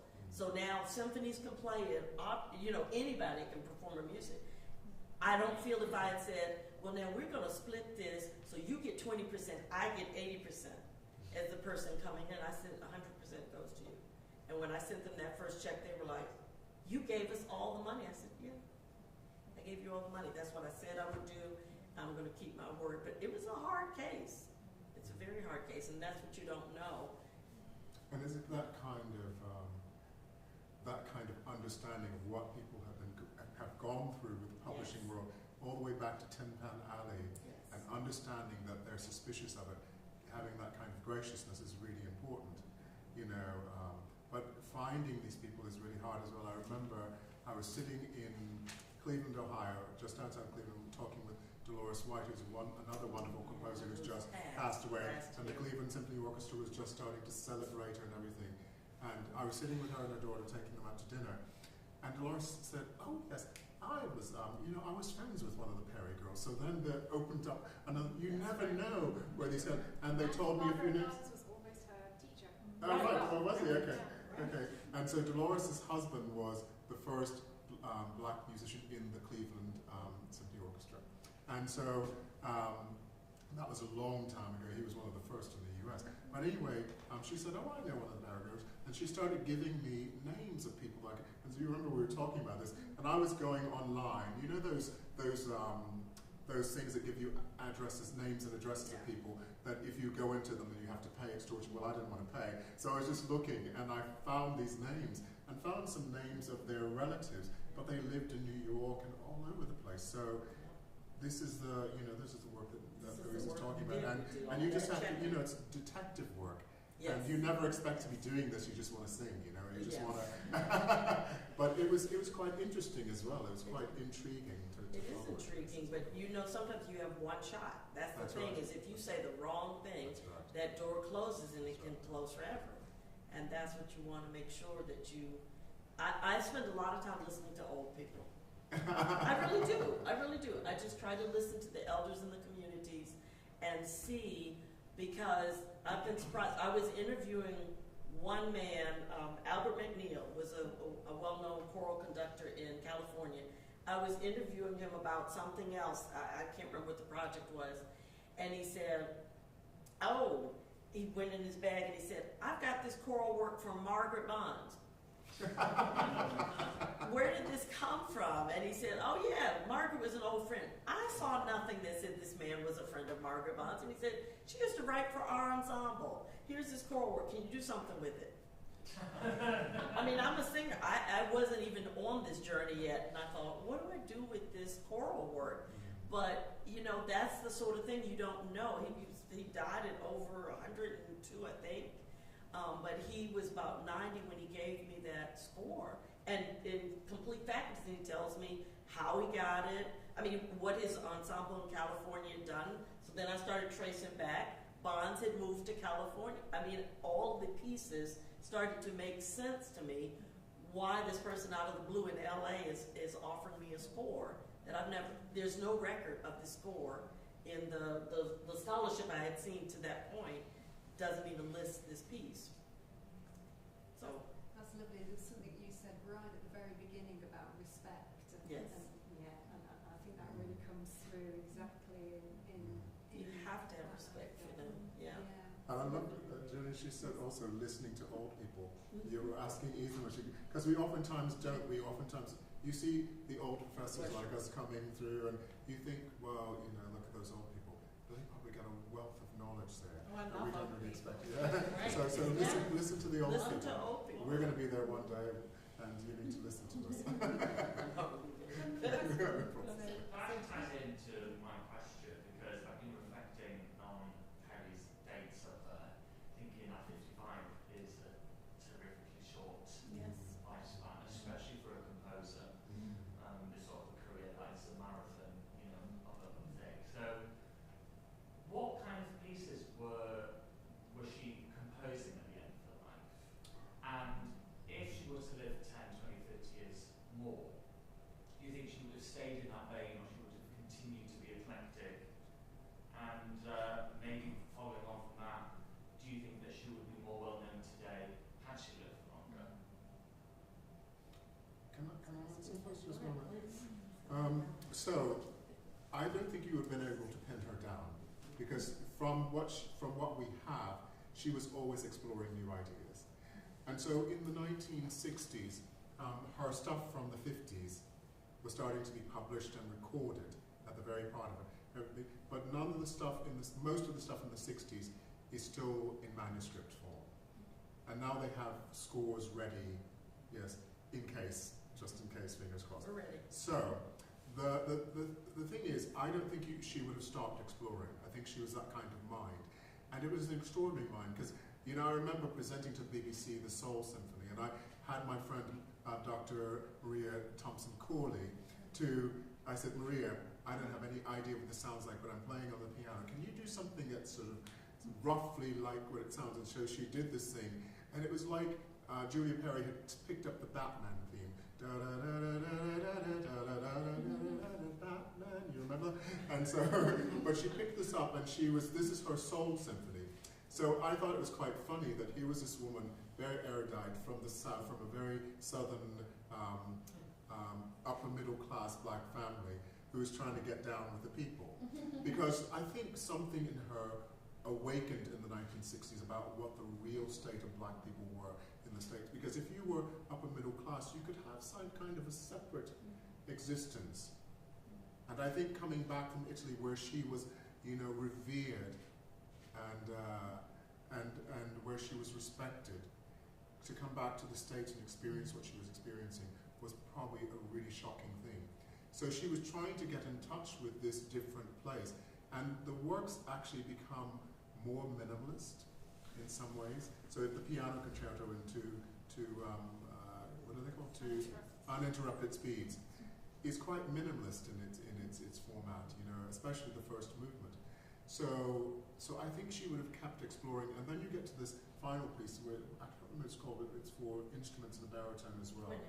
Quixotic songs, and that's again, and that's quite extraordinary because it's quite, you know, in places kind of aleatory, isn't it? So I think she would have kept exploring. I don't think she would have stopped. I think she was that kind of mind. But I think one thing about her, which I think is really important from the feminist point of view, is that she was a woman who was doing this thing that women weren't expected to do. Undine Smith Moore, when they asked why did she consider doing a career as a composer full time, she said, that would be a man thing to ask. I'm sort of paraphrasing her. She says, I'm a woman of a certain age with a certain, you know, a house of a certain size that has to be looked after. I have to have a job, basically. So here was this woman. So Julia Perry didn't have any of those things. She eschewed teaching, and then at the end of her life, she wanted to find teaching jobs because she had no money. She was living with her mother. I was going to say she never married. She never married. That was going to be the next traditional. point. She never married, so she never had someone to sort of fall back on. And I would say, if she had been a man in the 1960s, even with all of the feminism and everything that was coming out of the 1960s, she would have been, she would have had someone who ironed her shirts. She would have had someone who looked after her house. So all she had to do was go to work. I mean, in her class, I'm saying, in her class, she would have had to go to work. But as a woman, she didn't have anybody to do that. She didn't have anyone to be her secretary or to make sure that things got posted out. She didn't have any of that. So her mother probably understood her musically, but didn't understand her as a prominent composer. I don't know. Those are questions we have to ask. So I think that she didn't have the infrastructure to be a composer. She was doing it all herself. I've seen two more hands up, and we've probably just got time for those. And then maybe That's right, before we'll invite Nadine she'll bring it up the to stairs. close. And then Well, I just wanted to say congratulations on your amazing work. Being from the Caribbean of African diaspora heritage, like we still have research groups that are reinterpreting and escalating Caribbean history, not even Caribbean music history, but just the logistics of who came and where they came from and all of these things. So it's incredible work that you're doing. So I just wanted to know, did you discover anything that was surprising about Julia Perry through your research, or about the industry that she was a part of?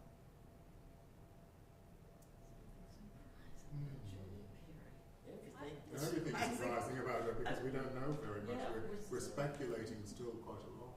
So I've had a recording of her voice. Oh yes, there was Her one. voice is gorgeous and her laugh is really beautiful. She's being interviewed by Erin Copeland, and what I love is how irreverent she is around her white audience, how unbothered she is. She's the carefree black girl.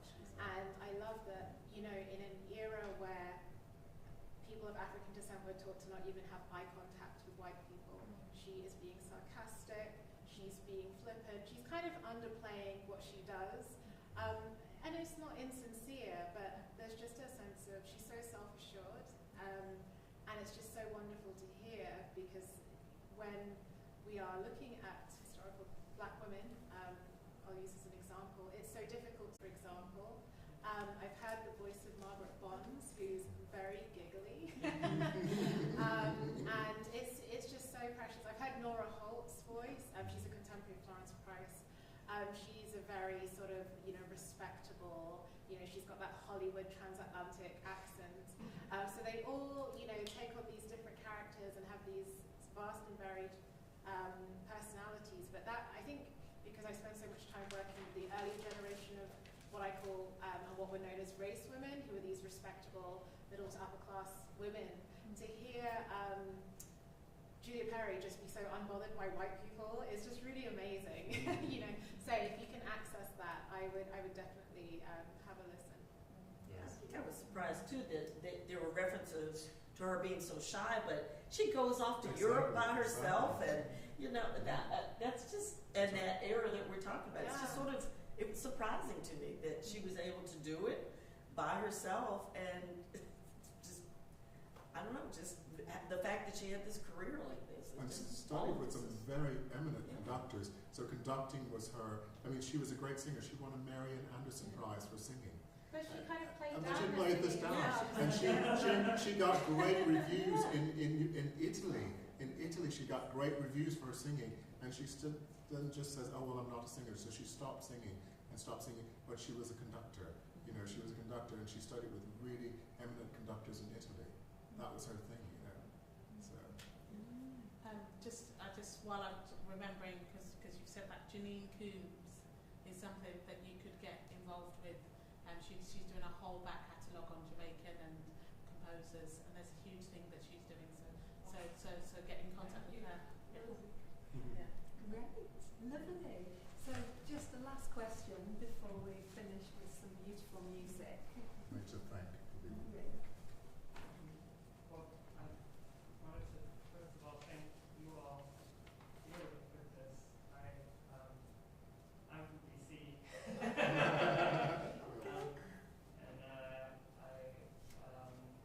I have my list of questions, so I'm going to keep this short. But one of the things that is, I guess, this context of publishing and that keeps coming back to mind. And so I guess for a little bit of context, I've been trying to understand the work of Julius Eastman. Yes. And the circumstances of his, I mean, even down to the notation and the understanding of it, there's reason, I think, that had been documented of him being kicked out of his apartment in Manhattan and his scores being pounded, cases of trying to transcribe his work for the sake of, we don't have a score, here's an attempt to reconstruct it so that someone else can play it. And I think his brother finally got to a stage of publishing agreement in 2018. There was a festival of his work in the kitchen in New York. And that to me is, I mean, for someone who is thought to be homeless for quite a lot of the 1980s, we want to talk about class, for example, not to mention his sexuality, so many things that he was able to achieve so much despite, is I guess the way I try to think about that. And yeah, I guess again through this lens of publishing and creating those moments of trust with someone's estate, just like within these extra dimensions of if there was no score, if something has ended up in a legal circumstance that it's almost a form of punishment of that person. Yeah, just any thoughts on that? Thank you so much for all of this. It means so much to me to be able to listen. Yeah, I don't know. You just have to, you know.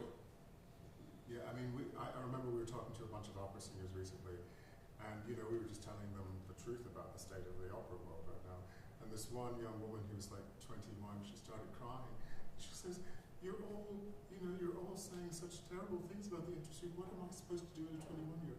I said, "Keep singing, honey, because they can't stop you from doing that. You might not have a job, but keep singing. So keep looking, keep searching, and the rewards will come. You just have to keep going.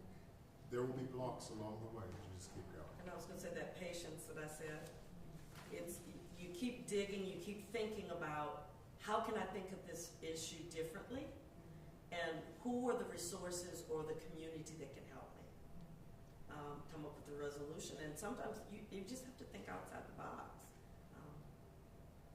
But keep Can going. I also just Yes, say please, something in please. acknowledgement of your work? Because I have seen prominent scholars who do not have the depth or the expertise kind of swoop in and claim, and because of their institutional access, they are treated with more respect and more prestige than someone compared to Professor Toppin, who has been doing this work for at least 3 decades. So when you see those published scores, I want you to think of that as the tip of the iceberg, and all of that beneath is the undocumented labour that is not respected by the institution, but that is part of a really long history of black women doing that kind of work, knowing that they may not see, in the example of Raylan de Brown, the fruits of their labour, but they know that it's really important. So, I just want you to bear that in mind when you think, well, why don't I know about this?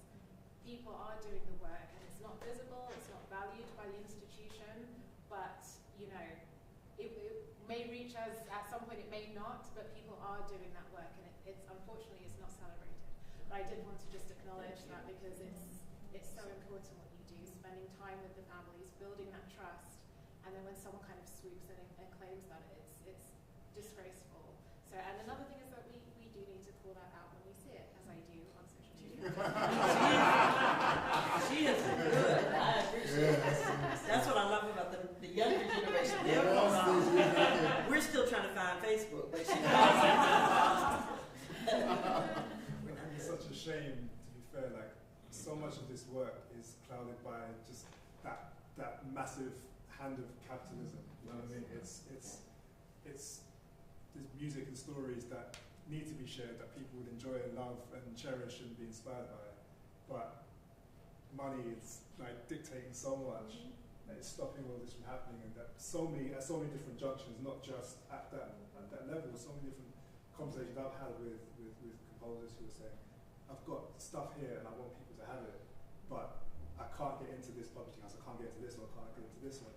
And fighting, trying to cold call universities, trying to cold call libraries and say, hey, I've got this stuff. I just want people to play it. And it just doesn't happen because maybe they feel that there's no demand. The supply's there, but there's no demand. And from the conversation I've had with certain companies, it's like, yes, we know there are scores there, but we don't know if the demand's there. We don't want to take the risk of publishing stuff and not getting return on investment, so we're not going to do it on your own. I think it's a massive, massive problem. Absolutely. Cold call us then, Nate, and we'll get you some. Because that's one of the things we can do. If you know somebody, you tell somebody about it, and you try to make sure that things happen. So Connects people to, because when I first started publishing, the first thing I published was in 2020. So I had never published anything, and I've never done 12 commercial anthologies. she never sleeps. I don't sleep. I sleep. Okay, we better stop Yeah, there. I think that's a really great way to start the week. I've so enjoyed, thank you so much for inviting me to chair this discussion. I've really enjoyed sitting and listening. And thank you also for being here, and you in the ether, everybody listening online. Something really important about gatekeepers there, isn't there, Nate? And is that an excuse? Question mark. Question mark, we can discuss it during the week. Let's leave that one hanging. I'm going to pass over to Michael to sort of wrap up, and then we're going to invite Nadine. I just want to say some thank yous, especially to Professor Jennie Henley, excuse me, academia, Professor Jennie Henley for chairing tonight and for giving her time to learning about Julia Perry in her very busy week of meetings. Thank you, Jennie. Professor Wiebke Turmalen, who is the director of research at this institution now, has been brilliant at picking up this project and just making so many things possible where bureaucracy would stop them. She's been absolutely wonderful. And Professor Austin Glatthorn, who takes all of the flack for me. Wonderful. Thank you very much to both of them. To Professor Michelle Phillips, who sort of greased some other wheels to make things happen here. She's marvelous. Professor Lynn Dawson from the School of Vocal Studies and Opera, who is helping to sponsor this. And the team from the library. they've been extraordinary, making displays and everything. One of them is here tonight. Oh, they've just been wonderful. I mean, everybody, marketing, the porters, the technical team, and the student union who's sponsoring something tomorrow for me to talk about diversity in programming of this material. So it's been absolutely everybody in this institution has been so on board to make this happening. Oh, and I did mention the programming department because without them it wouldn't be in the schedule. So thank you everybody for doing that. And now I'm going to turn over to our wonderful hound, to Nadine Benjamin, to sing us out from the beginning, I'm a poor little orphan in this world, to Free at Last.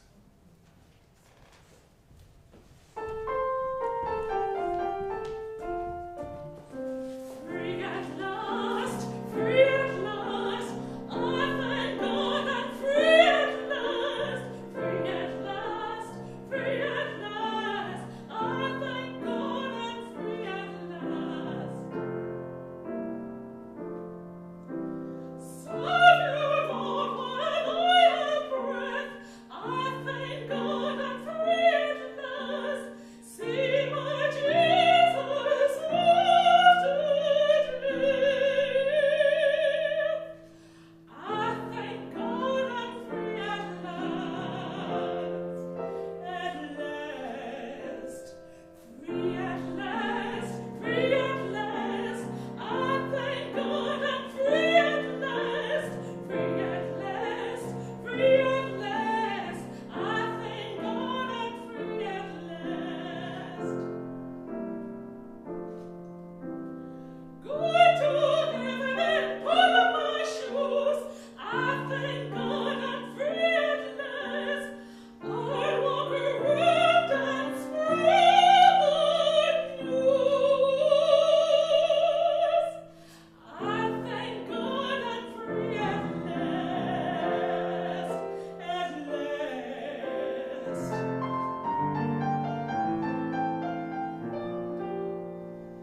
Some of these mornings, bright and fair, I'm going to meet my Jesus. We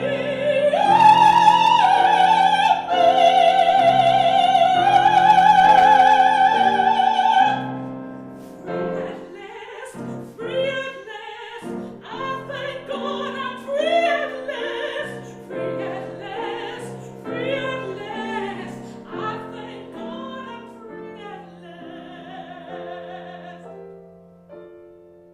At last.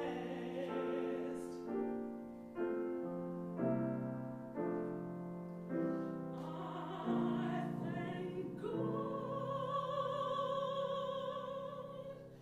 I'm free at